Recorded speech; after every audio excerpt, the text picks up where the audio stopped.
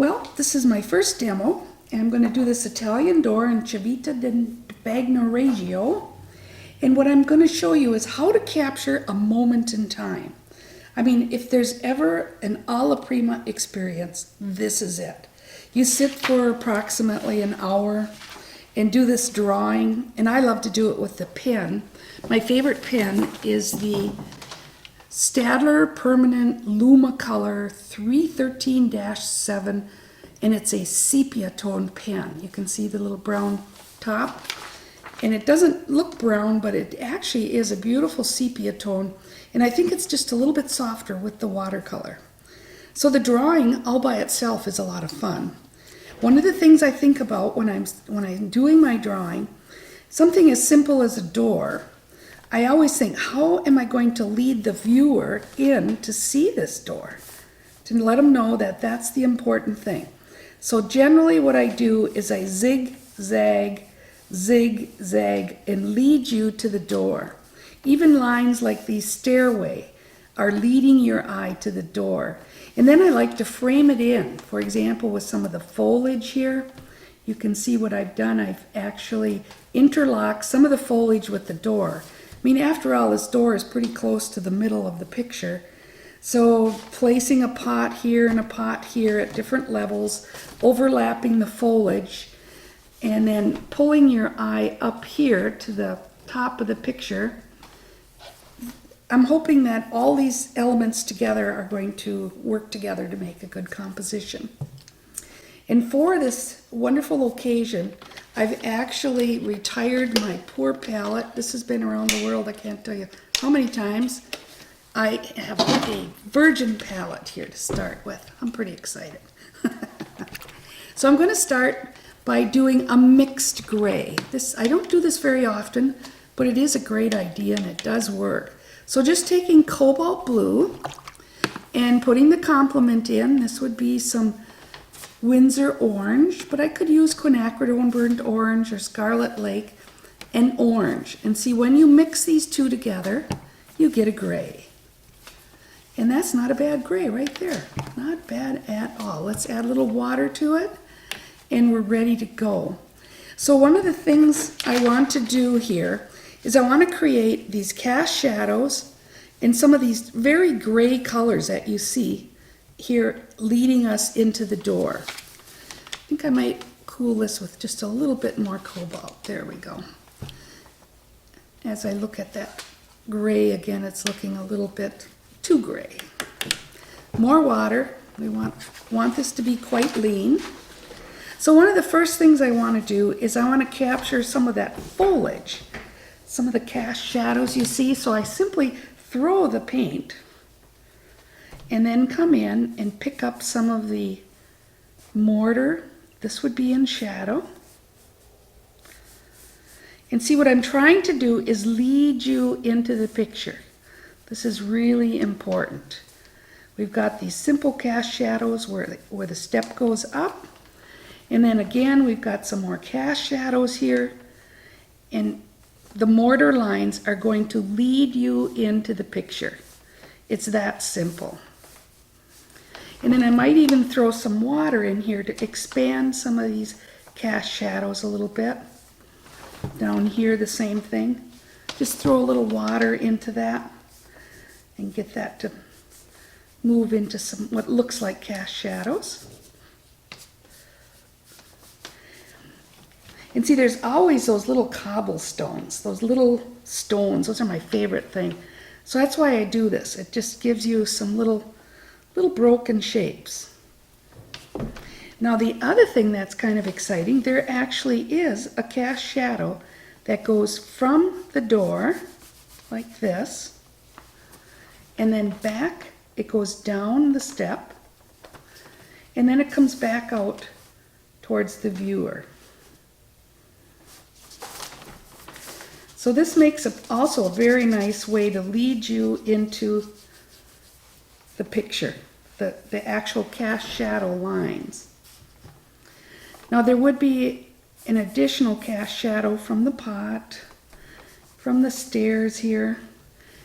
And those stairs are kind of gray too, so I'm going to just pick up the cast shadows on the front of the steps as well. And you can see how quickly this goes. It doesn't take very long. Actually, the front of those steps would be in shadow too. The next thing I'm going to do is I'm going to take a puddle of cobalt blue. Nice, rich, big puddle of cobalt blue and a puddle of permanent magenta. Permanent magenta, it's a Winsor Newton color. It's my favorite. It's a very warm permanent magenta. And what I'm going to do is, we'll look again at this photo. The door, I've decided to paint the door orange. So in order to really make that door layered with orange, I'm going to really push cobalt blue. So this is pretty much a straight cobalt blue. Remember now I'm on dry paper, so this is easy. It's all in control. Anything that's in front of the, in this case, the door, has to be painted around. This is negative painting. So anything in front, like the foliage, that would be touching the light. So we're going to leave that the white of the paper. Very simple. Now it's just a matter of coming in, painting the door with this cobalt blue, painting around these shapes. That was easy. Now the next thing is there's all these interesting cast shadows. So what I'm going to do is just simulate some of these cast shadows.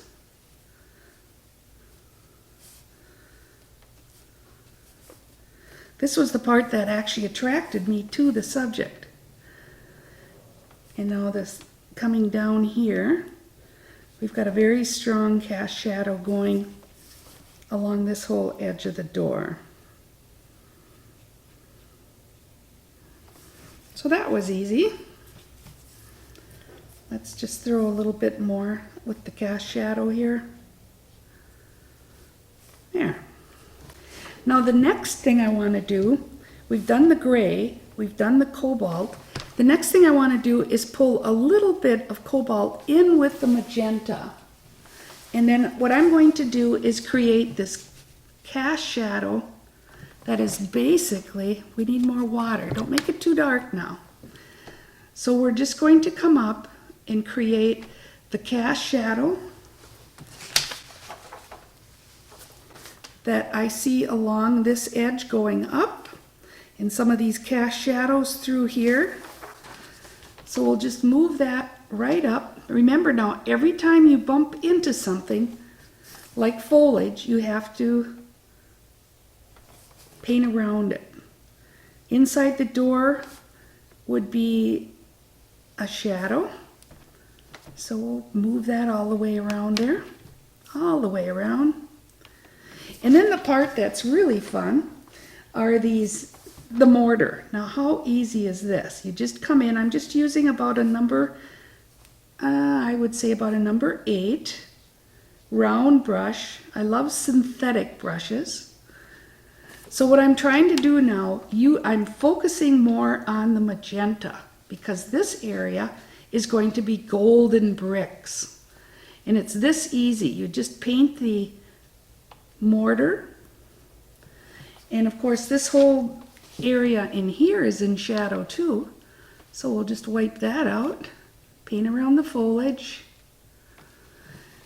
And the part that's I find so much fun is then to take just some water and make some of these bricks melt it out into a subtle variation of the purple. Some of the bricks are going to be darker, some are going to be soft edges. So you can see already you're getting a nice feeling of, we've got the foliage cast here on the wall, and that would be in purple. So I'll put a little bit of that cast shadow in there. And very often what I like to do is I like to frame it in, a vignette style of working. So I might come in with the shadow from the edge of the picture like you just saw me do right here. And I might come in with a little more cast shadow here from all this foliage. Now I keep painting the foliage. You'll see me do that later. That's all done alla prima style. In other words, I'm not going to paint the cast shadows in the foliage. I might paint in a few of these very dark shapes, but the actual foliage itself, I let that, I'm going to throw the paint, so it has to happen alla prima style. In other words, I'm going to throw yellow, I'm going to throw gold, I'm going to throw blue, and it's going to turn green. And so I don't want to have any purples and blues in there. I want the yellow to land on white paper. So I'm almost done. I'm just going to come in and capture a few more shadows cast on the wall here and connect it to the edge of the paper. This is always important. See, I love this connecting to the edge of the paper. I love throwing in a few little broken shapes. Now think about it. These pots here are actually orange pots. So that means the cast shadows on these orange pots need to be painted in blue. So we'll do that. And the cast shadow on this pot, same thing. We'll just paint it in blue. Pretty much a straight blue. Pull a little bit more cast shadow there. And then there's some very nice shadows all along here. And I'll pull a little magenta in with that too. There'll be a little bit of cast shadow on the wall behind us. And you can see in just a matter of minutes, we've pretty much captured all we need to know about the values on dry paper, alla prima style, this moment in time. Now we're ready for the fun part. We've captured all the shadows. We've done the grays, the more magenta, the cobalt. Now we need to think about layering the colors over the top. First thing I'm going to do is grab my quinacridone burnt orange, a beautiful color made by Daniel Smith. It has it's a substitute for burnt sienna, but it is much more beautiful than burnt sienna. It's man-made. And it floats so great on the paper, mixes so well with other colors. I love it. Now you can see what's happening. As I painted over the pure cobalt, I'm getting a gray color, a neutralized color. And that's what I wanted. This is going to identify the cast shadows. Now watch what happens when I get to the area where I'm painting over the light. It's like magic. All of a sudden, you see where the shadow ends and where you see the actual color of the door. Now this has got some latches and some fun little things. I'm just going to paint around those, just like I did the foliage. So this is just a matter of layering the color over.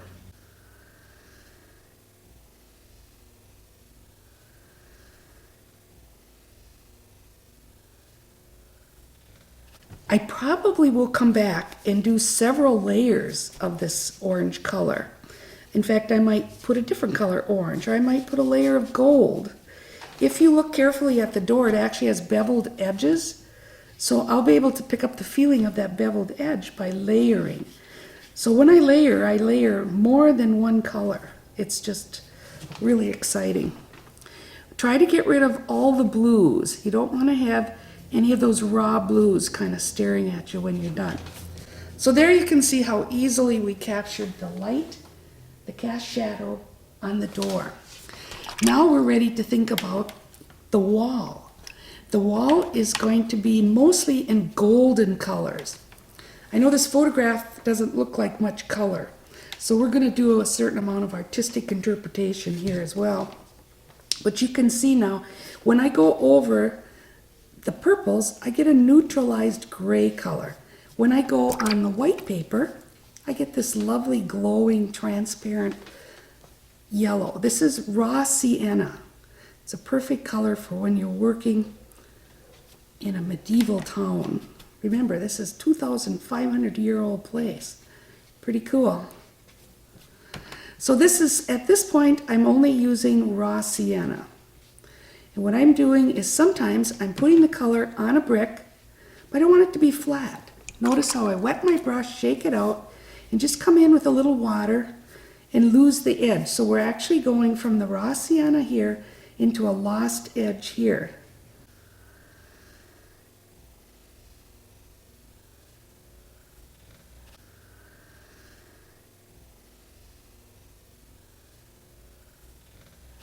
Okay, now as I'm moving along here, you can see I've only worked with raw sienna.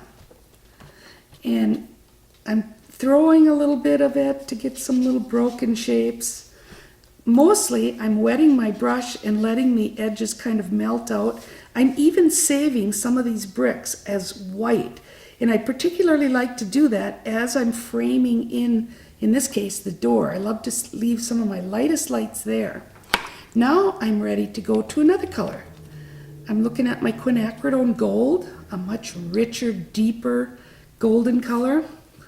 So now I'm going to come in. Of course, I'm going to go over the mortar because most importantly, I want to get rid of those, those violet colors. So like, for example, around the door here, when I come in with the gold and put it over the magenta, see the gray color I'm getting? That's what I want. I want that neutralized color. And then I'm going to throw some of this in, go right over some of the other colors. I'm going to lose some of the edges. So I'm just going to slowly build up what's going to be this golden colored wall. Painting over. Now, one of the things that's very difficult for people to understand is that they have to paint on top of this magenta. They paint around it, but make sure you paint on top of it. The other thing is, make sure you save some whites of the paper. I'm always sad to see when people paint really flat. Don't save enough whites. Okay, as a third color, I'm now going to take some quinacridone burnt orange, the same color I used on the door, and I'm going to come in here and tone some of the bricks, some of the grays, some of the mortar. I'm just going to come in and enrich this with a little bit of this orangey color for several reasons. First of all, it is a very prominent color in these lovely little villages. The other reason is it helps to echo some of the color from the door. We don't want the door to stand out too much. This way it'll have some friends here. Now the other thing I can do is I can come in and layer a little bit of this color over these grayed down colors I did in the foreground. I think it looks better just to have a little bit of this color coming into the foreground too. So I usually end up coming in and doing some of the mortar in particular. Again, losing some of those edges. Maybe some of those bricks will even be kind of orangey. Soften them with some water. So you can see we're getting these walls together. One of the things that students miss is they forget that, see, the wall behind here is yellow too. And I don't want to lose some of these areas where I'm going to be throwing the foliage. But wherever I have these purpley colors, I want to neutralize them. So try real hard to capture all those purples. You can leave whites for the foliage, but try to capture those purples. Lots of lost edges, very important. A few crisp, but lots of lost edges.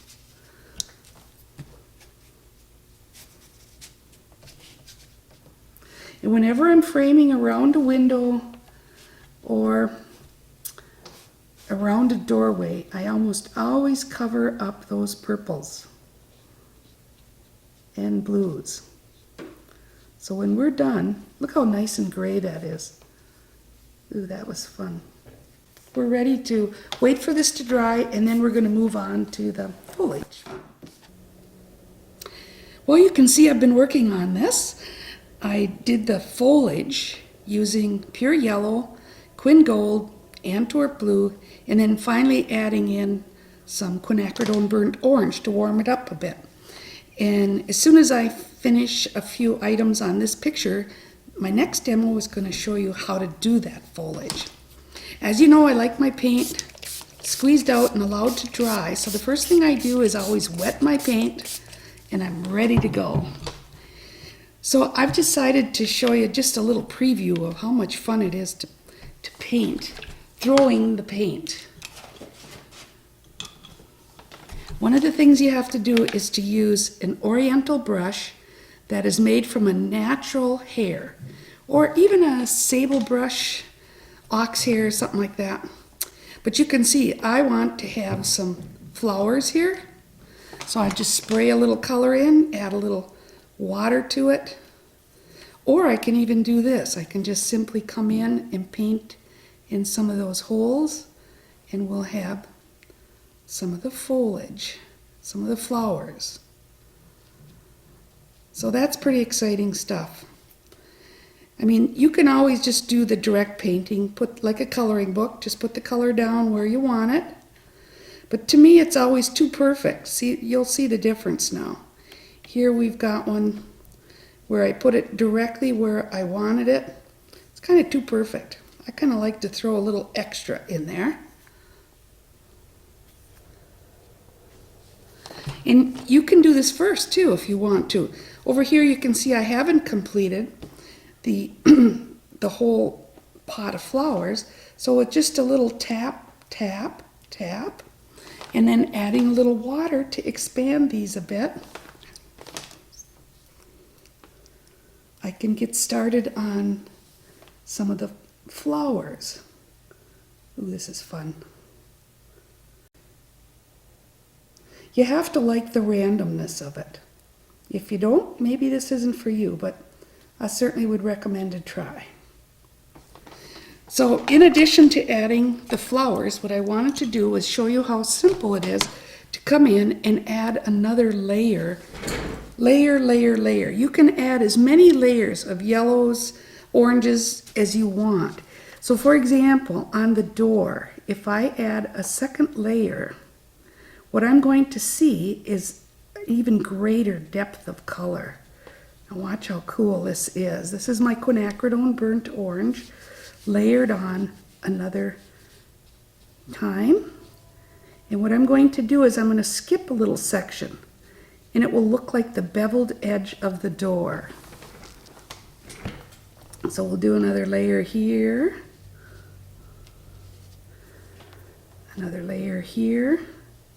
And some of these doors that you see in Europe have 300 layers of paint, you know. It's been changed from blue to orange. So you can just keep layering all the years of paint. And next thing you know, it looks like that door. So you can see how quickly this comes together with just another layer. And you can see how I've added what looks like the bevel on the door. So that basically completes our layered process. Hope it goes well for you.